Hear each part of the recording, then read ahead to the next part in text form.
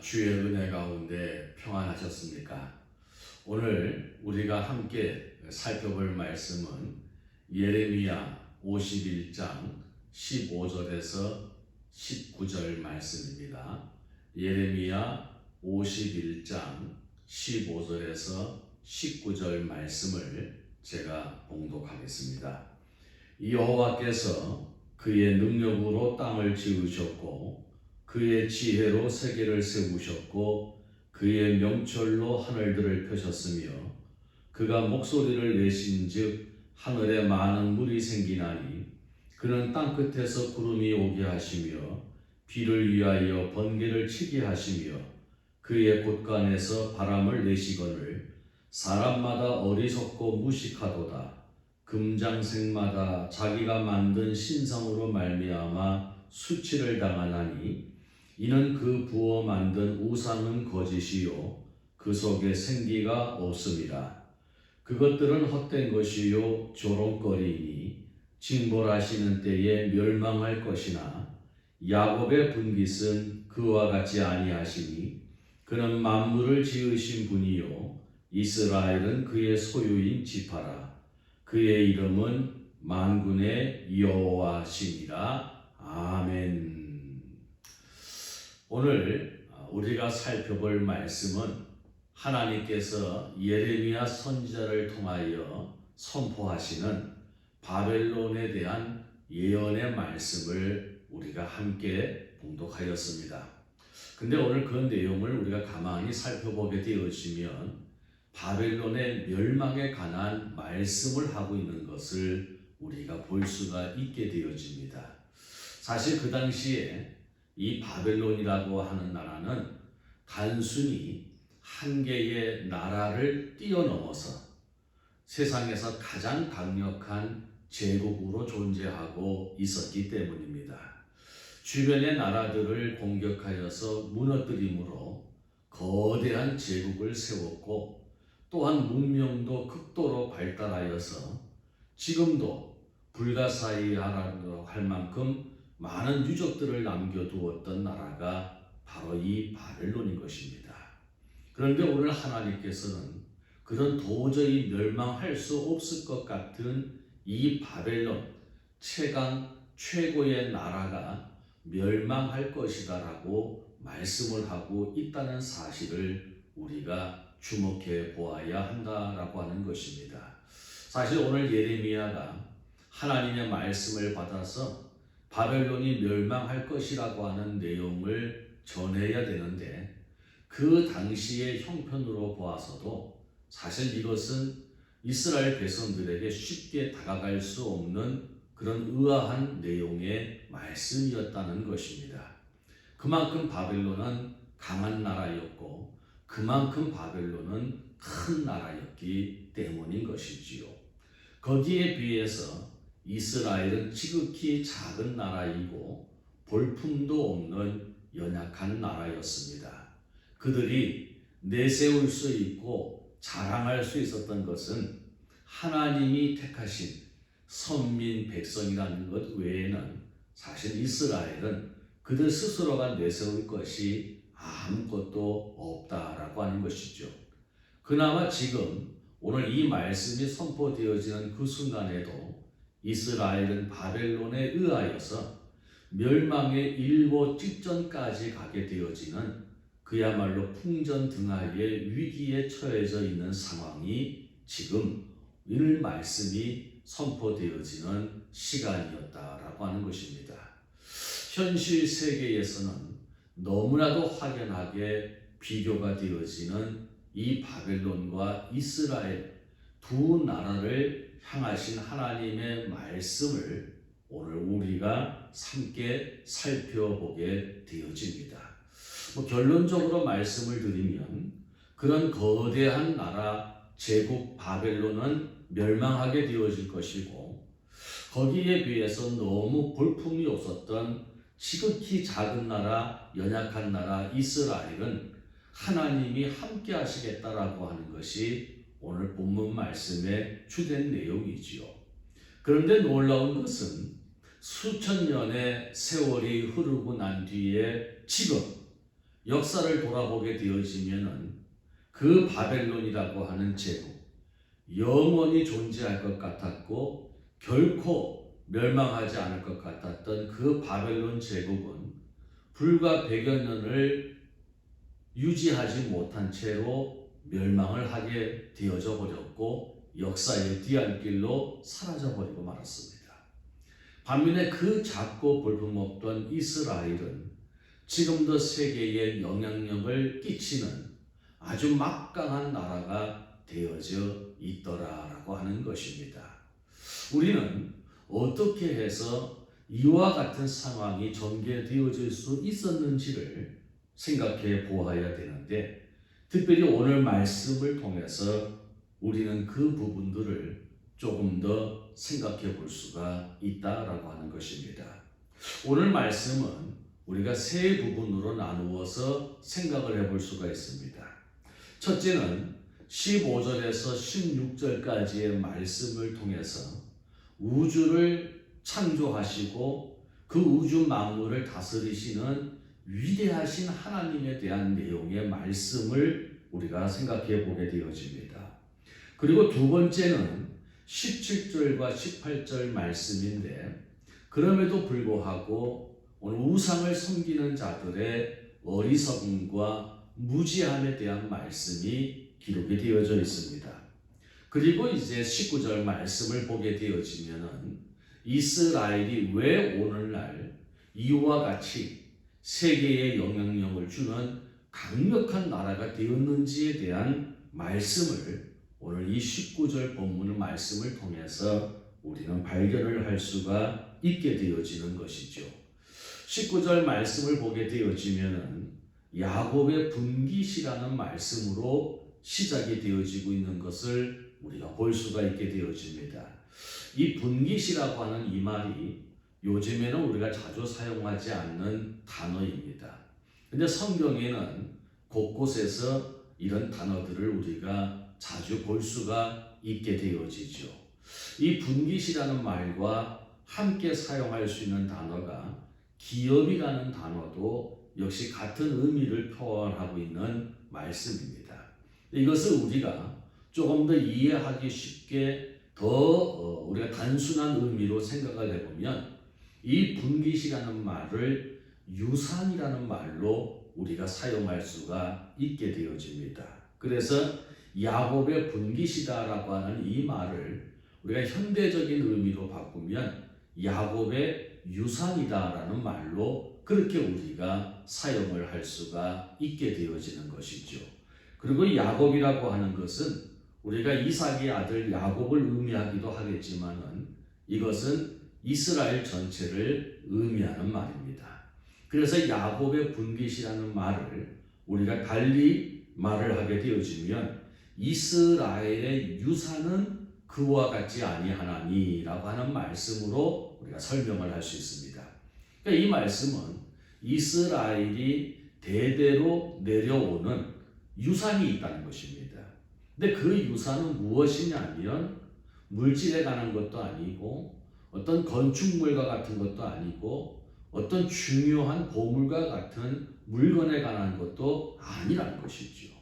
여기에서 이스라엘이 대대로 내려오는 유산은 무엇이냐면 그 19절 끝절에 나와 있듯이 그의 이름은 만군의 여호와시라라는 말씀이 기록이 되어져 있습니다.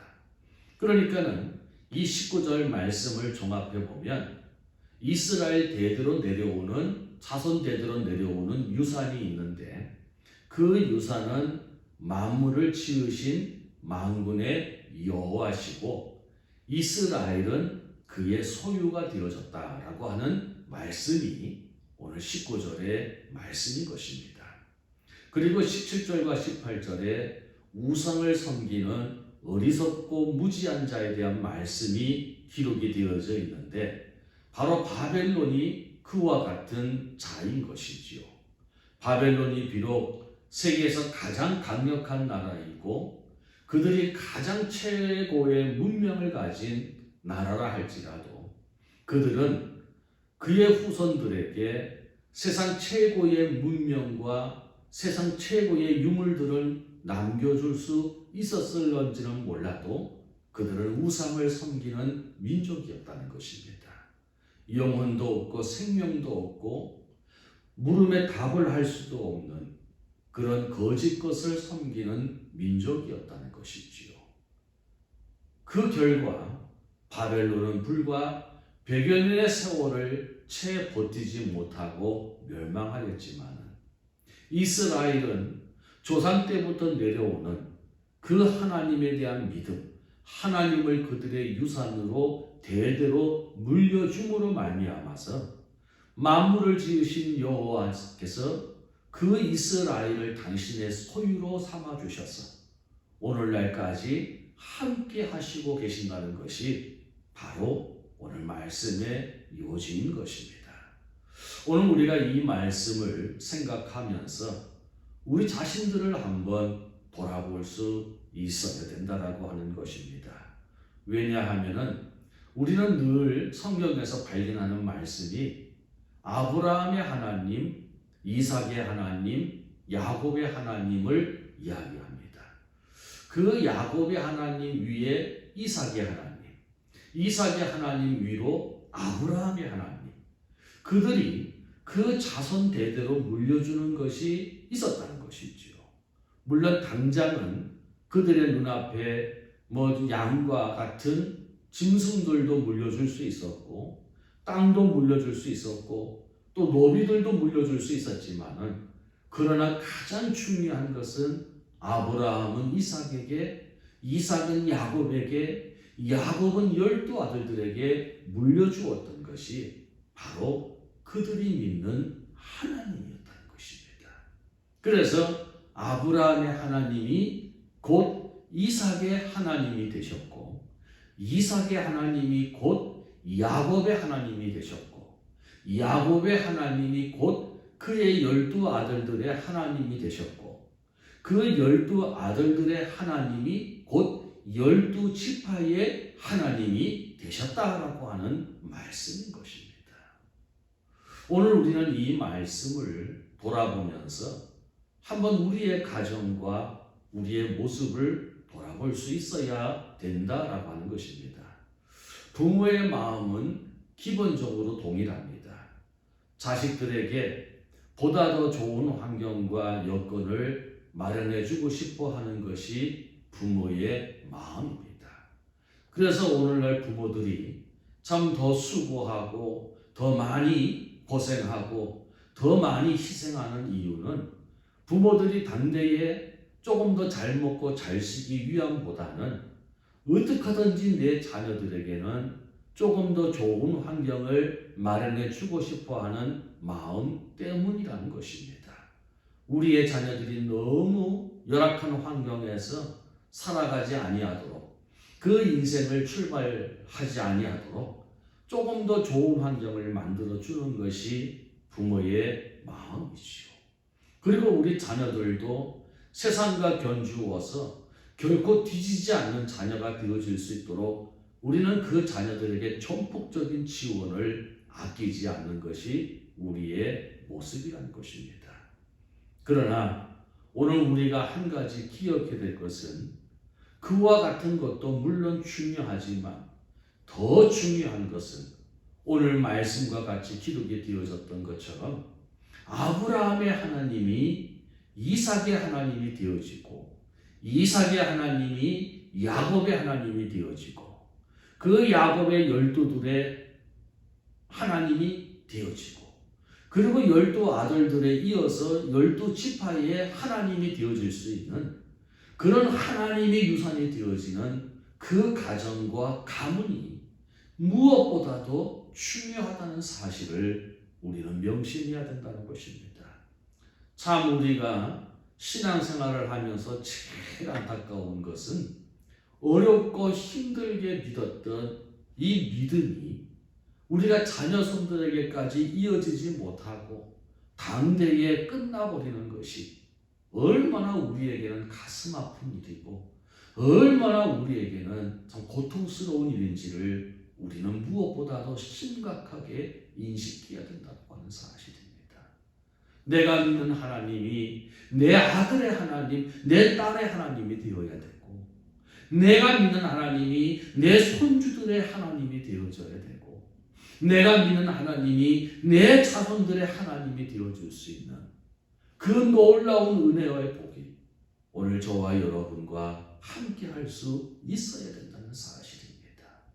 세상에 우리가 더 좋은 조건, 더 좋은 환경을 마련해 주지 못한다 할지라도 오늘 우리의 자녀들이, 우리의 자손들이 그 하나님을 유산으로 받아서 하나님의 기뻐하시는 소유가 되어질 수 있다면, 그들이 하나님의 소유로 살아갈 수 있다면 하나님께서는 그들의 삶을 통하여 아름다운 역사를 이루어 가실 것이고 영광을 받으실 것이 분명하기 때문에 그렇습니다.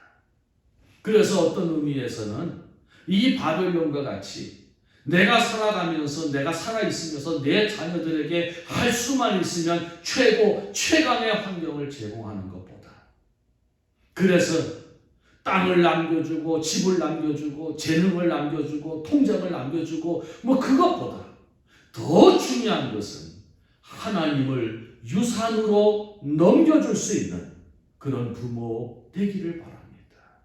그랬을 때에 그 자녀들이 어느 곳에 있든지 어느 상황에 있든지 내 아버지가 믿던 하나님, 내 어머니가 믿던 하나님, 내 할아버지가 믿던 하나님, 내 할머니가 믿던 그 하나님이 곧 나의 하나님이 되어주셨어. 나에게도 같은 은혜를 베풀어 주시고 같은 역사를 행하여 주실 것에 대한 그 굳건한 믿음을 가지고 우리는 살아갈 수 있습니다. 여러분, 우리의 자녀손들이 살아가면서 어려운 일들을 만나고 힘든 일들을 만났을 때에 무엇을 먼저 생각하고 무엇을 먼저 떠올렸으면 참 좋을까요? 아마 부모님들의 믿음의 모습일 것입니다. 이랬을 때에 우리 부모님들은 어떻게 하였을까? 그들은 어떻게 기도하였고, 그들은 어떻게 하나님에 대한 믿음을 지켰고, 그들은 어떻게 하나님에 대한 소망을 품었는지, 그것을 그 자녀들이 생각해내고 그와 같은 믿음의 삶을 살아간다면 하나님은 그 자녀들에게 놀라운 은혜를 베풀어 주실 것입니다. 오늘 저와 여러분이 이 말씀을 정말 가슴에 새기고 우리의 가정, 우리의 가문은 세상의 것이 아닌 하나님을 유산으로 물려줄 수 있는 믿음의 가정, 믿음의 가문이 되시기를 바랍니다. 아브라함의 하나님, 이삭의 하나님, 야곱의 하나님이라고 말을 하는 것처럼 오늘도 내 아버지의 하나님, 나의 하나님, 내 자신의 하나님, 오늘 그 하나님이 이어질 수 있다면, 그 하나님을 유산으로 섬길 수 있는, 유산으로 논해줄 수 있는 그 가정이 되어줄 수 있다면 그것만큼 복된 가정이 어디에 있고 그것만큼 귀한 가정이 어디에 있겠느냐라고 하는 것입니다. 여러분, 세상에서 우리의 자녀들이 비록 열악한 환경 속에 살아간다 할지라도 남들보다 뒤처지는 환경 가운데에서 뒤늦게 출발하고 힘겹게 출발하는 삶을 살아간다 할지라도 그 자녀들에게 하나님을 유산으로 물려줄 수 있는 믿음의 부모들 되시기를 바랍니다. 또 자녀들의 입장에서는 내가 이 세상에서 말하는 소위 금수저, 은수저와 같은 자녀는 아닐지라도 내가 남들보다 열악하게 출발하고 힘겹게 출발하지만 우리의 부모님이 내게 물려주신 야곱의 분깃대신 만군의 여호와 하나님을 내가 믿고 살아간다면, 내가 그 하나님의 소유된 자로 살아간다면 하나님께서 반드시 나의 인생을 통하여 아름다운 일들을 이루어 가실 것이라고 하는 이 굳센 믿음을 가지고 우리는 용기 있게 살아가야 할 줄로 믿습니다. 하나님이 유산이 되어지는 가정, 야곱의 분깃으로 이어지는 복된 가문. 오늘 그것이 이 세상에서 가장 중요한 부모의 사명이요 자녀의 도리인 것을 기억하시고 오늘 이 말씀을 듣는 여러분 모두의 가정이 야곱의 분깃으로 이어지는 하나님이 유산이 되어질 수 있는 믿음의 가정 되시기를 바랍니다. 내 부모의 하나님이 나의 하나님이 되어주시고 나의 하나님이 내 자녀의 하나님이 되어주셔서 주님 오시는 그날까지 자손 만대 주 앞에 서고 믿음으로 번성하는 복되고 축복받는 믿음의 가정들이 다 되시기를 주의 이름으로 바라는 것입니다. 기도하겠습니다. 사랑 많으신 아버지 하나님 감사합니다. 우리가 이 땅에 태어날 때에 우연히 태어난 것이 아니라 만세전에 택하신 하나님의 거룩한 뜻을 따라서 우리가 태어나서 우리의 부모님을 만나게 하시고 또한 우리의 자녀들을 볼 수 있도록 인도하여 주시고 섭리하여 주신 하나님 참 감사합니다.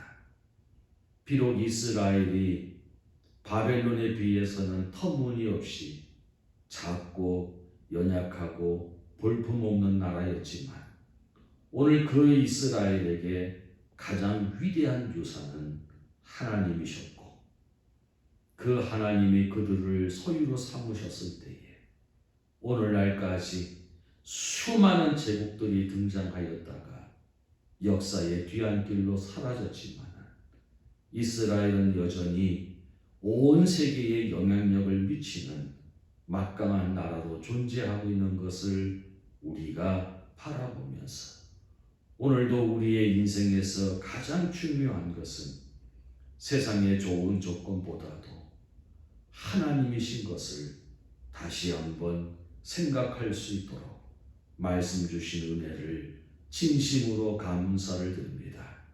바라옵고 원하옵는 것은 오늘도 믿음의 가정으로 부르심을 받은 우리들 어찌든지 세상의 좋은 것도 물론 자녀들에게 전해주어야 하겠지만 무엇보다도 하나님을 유산으로 자녀들에게 남겨줄 수 있는 우리 모두가 되게 하여 주시옵소서.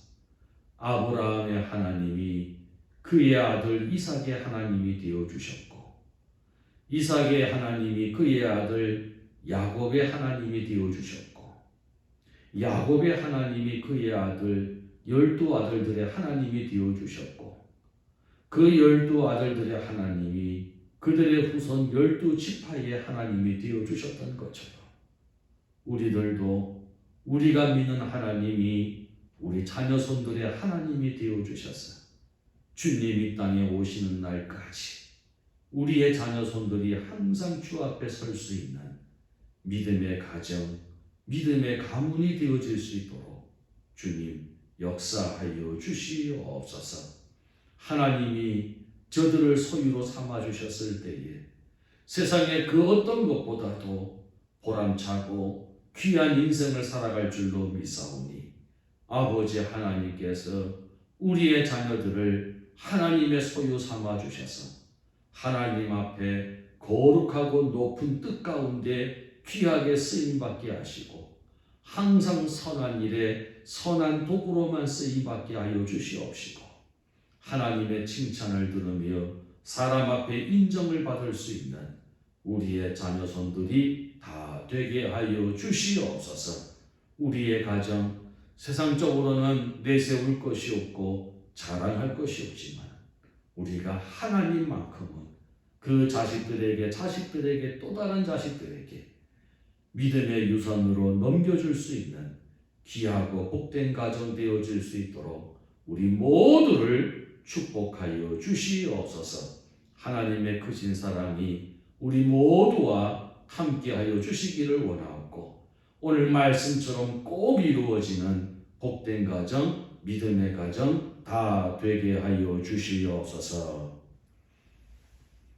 교회의 머리 되시는 우리 구주 예수 그리스도의 크신 은혜와 그 아들을 십자가에 내어주시기까지 우리를 사랑하신 아버지 하나님의 그 크신 사랑하심과 저 천국까지 우리를 인도 보호하시는 성령 하나님의 교통하심이 하나님을 유산으로 우리의 자녀손들에게 남겨줌으로 인하여서 그 자녀손들이 하나님의 소유로 이 땅에 살아가기를 다시 한번 소망하고 다짐하는 주의 사랑하시는 성도들과 그들의 가정과 생업 위에와 교회 위에 영원토록 함께 계실지어다. 아멘.